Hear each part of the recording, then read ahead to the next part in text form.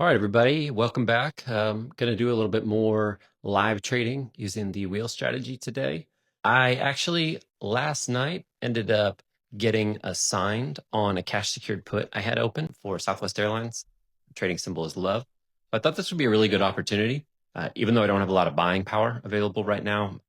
A lot of open risk at the moment. I don't really have enough available to go through the whole process of finding new high return cash secured puts. But I think this would be a good opportunity to show you how to handle a situation where you get assigned early on a cash secured put. Or this really is applicable to if you get assigned at all on a cash secured put.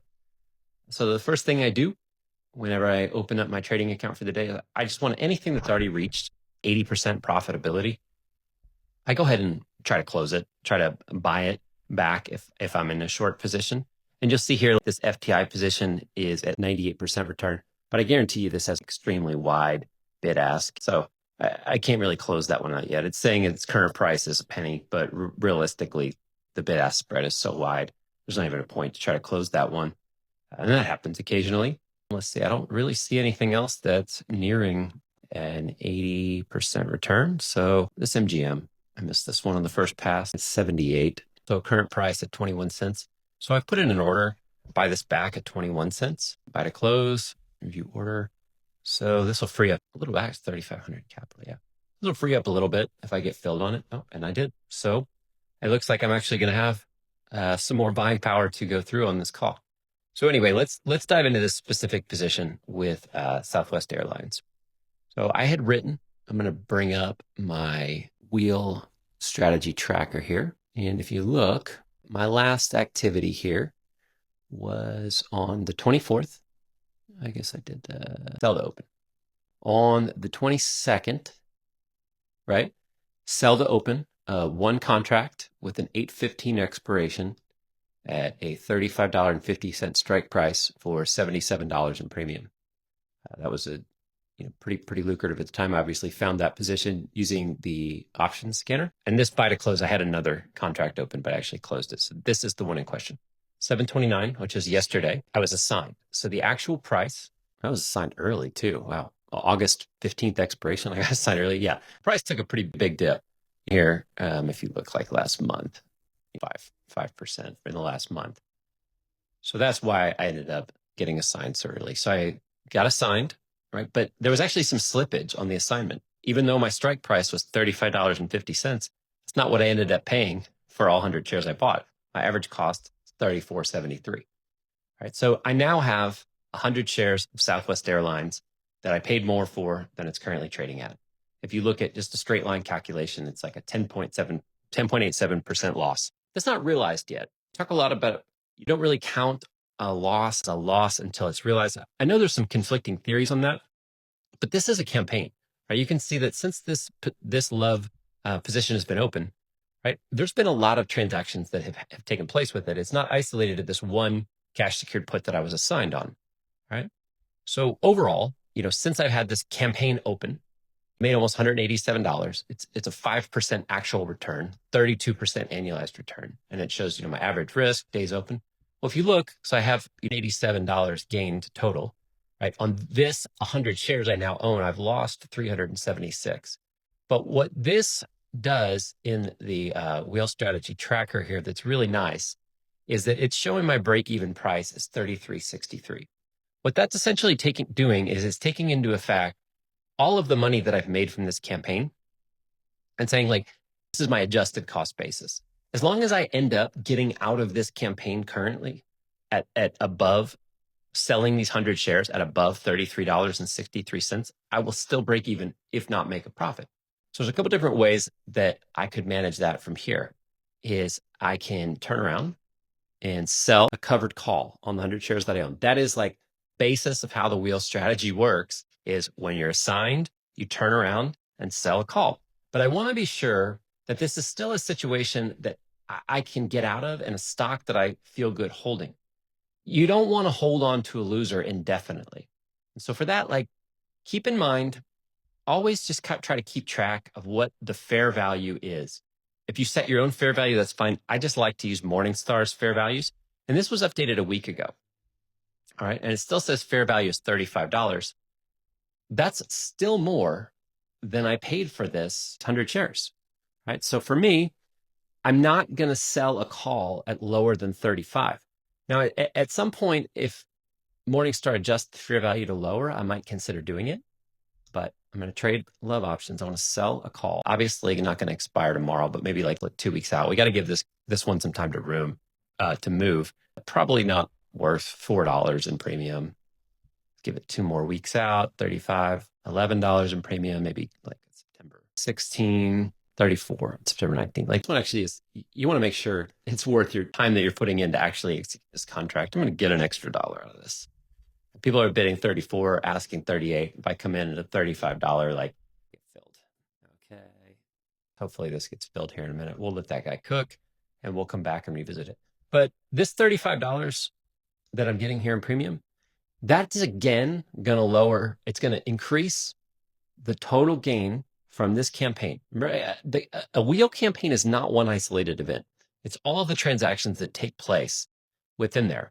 And so it's this $35 will get in premium will get added to the total gain, and it will bring down my break-even price. And if you do that long enough, maybe next time I can lower my strike on my covered call from 35 to 34, maybe even 33.50, and start working it down towards that adjusted cost basis or that break-even price to get out of the campaign. You just don't want to hold on to a loser for forever. The wheel works best when you're putting your capital to work on good positions that are trading below market value. When you're hanging on to losers that are just upside down, like capital is getting tied up, things that just aren't yielding a return that keeps pace with the market overall. Hopefully that all makes sense. Okay. Let this guy cook some more. All right. And in getting out, closing that other position, that MGM position, we actually got some more buying power here, which I'm pretty excited about. I didn't think I was going to get a chance to show off the scanner today, but let's do it. So jumping back over to the option scanner, I have a preset covered calls that's a little confusing. So I'm just going to look across all expirations, cash secured puts only. I'm going to stick my strike price of $52. Right. Sometimes I like to take a look at what the market is doing too when I set my delta. Probably this video was a little long, so I'll probably cover a little bit more about what to do with delta and what that actually means in the future. But if I pop open the CNN Fear and Greed Index, let's take a look real quick. Right. So we're just in greed. So I'm okay with like 0.3 delta right now. All right. Limit to I remember I have a watch list I created for popular wheel stocks only. So I'm not scanning the whole market. I don't want junk. I have a whole separate video on what makes a good wheel stock. Make sure to check that out. I know a lot of this 6,500% annualized return. Yeah, because tomorrow's earnings, right? This is the volatility is off the chart, like fire into volatility. Don't chase the annualized returns that aren't real. Same thing with this. I'm filtering them from the scan here. And whatever reason, Rocket Mortgage is it's been really volatile lately, and it's just producing all sorts of stuff. So I'm seeing me one by one, just exclude these from the scan. Snap, goodness gracious, 657. I think I'm topped up on Snap. I'm not, this is an August 8th strike, earnings on the 5th. Like I'm not topped up. I'm not willing to go over 5% of portfolio value with that risk. So I'm going to, Pinterest is the same situation right now too, I believe. I'm topped up on Pinterest. I'm more than topped up on Pinterest. So we're going to knock that out. Celsius is another one. I know it's trading above fair value right now, so I'm going to filter it out. Same thing with Toast. I believe, and I've got to get Ford figured out. The strike prices on Ford are just super weird increments. So it just, okay, SoFi is another one that's trading above. I just know this because I've been looked at these positions so much recently. It's trading above fair value. Okay, so Kings, I'm pretty sure I'm topped up on DraftKings too. On DraftKings, Norwegian Cruise Lines, topped up there. CP&G is trading above fair value. I just know that. Here's one, I think, I don't know if I have how much risk I've got going up on him too. WBD, Warner Brothers Discovery, it's a lower strike price, $12.50 strike. So you can open up a lot here. The fair value on this is $20, but again, I'm up. And this is a position, a cash secured put that would expire after earnings. Just not willing to go there right now. Dow's another one that I have some risk on. Topped up there too. IP. Okay, so here it's fair value is $47, and this strike price is at 52. Right? It shows me right here it's trading at a discount. MGM is probably actually a good one because that's the CSP that I just closed at the beginning of this video, which is likely means that fair value is $46 and this is a $36 strike. That's a nice discount to fair value, right? Even if I end up getting assigned at this $36 strike, fair value is still $46. Like I own that stock at a discount. Again, things change. The fair value can change. We're going to be wrong. So diversification is super important. But for now, I think this is pretty good. It hasn't been updated in a month. I want to keep an eye on it. And this one does go through our earnings. Earnings are today. I should check to make sure the news. That would be helpful to look at what's actually being said about this. Come today after hours. I mean, it's a 39% annualized return, 2.1% actual return worth this risk. $36 is pretty close to what it's trading at right here. We may come back to this one. I may open this position, but all things being equal, I probably don't want to open a CSP on the day that earnings are being released. But I'm pretty topped up in risk. I mean, look at a lot of these different positions. You can see I've got a lot of risk on right now. I mean, running out of good Halliburton. I think I've talked to this guy too. Oh, here's one. All right. So I don't have 5% of my portfolio invested in this stock or at risk in the stock right now. So this actually at a 2150 strike, like what's value here? Fair value is $30, updated last week. Like that's good discount to fair value. Like I'm comfortable with that. August 29th expiration. Earnings aren't coming again until the 6th. Like if you get this just side by side, my MGM position, like I'm firing off risk into volatility if I open this position today. And that will get me a 2.4% return, 34% annualized return. Whereas for Halliburton, it's like 2.2 actual 30% annualized return. I don't chase super high annualized return and not keep the risk, right? So yes, obviously 34% annualized return is higher than 30, but there's so much less risk on this Halliburton position, and the discount to fair value is still works. Let's go.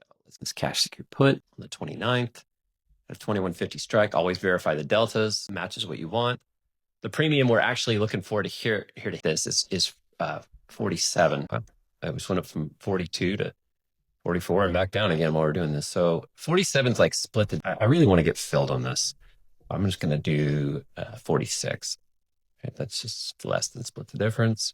Fire that off and see if we get filled. So I want to double check to see if I got filled on that covered call, right? So I haven't gotten filled on this yet. And if it hasn't filled by this point, it's probably not going to fill. So I'm just going to, the bid ask is 35. Oh, I just got filled on that Halliburton position. There's a lot of people bidding 34. Only one person asking. I'm like the only in the market asking. I need a buyer, and they're all willing to do 34. Like let's over this dollar difference. Yeah, it's just he's got a pretty wide spread now. Really want to get filled at this. See, there it filled $34. Like if we go back to the original, campaign for Southwest Airlines we were looking at, right? That's a premium generating event that goes into that campaign. It's going to lower my cost basis again. You saw me throw a little bit more risk on Halliburton as well. That's all I'm going to do for today. My risk is pretty topped up right now, especially considering that we're in the greed section of the market already. Remember what Warren Buffett says: fearful when others are greedy. So I don't want to go overboard. Hold a little cash back for maybe some work tomorrow.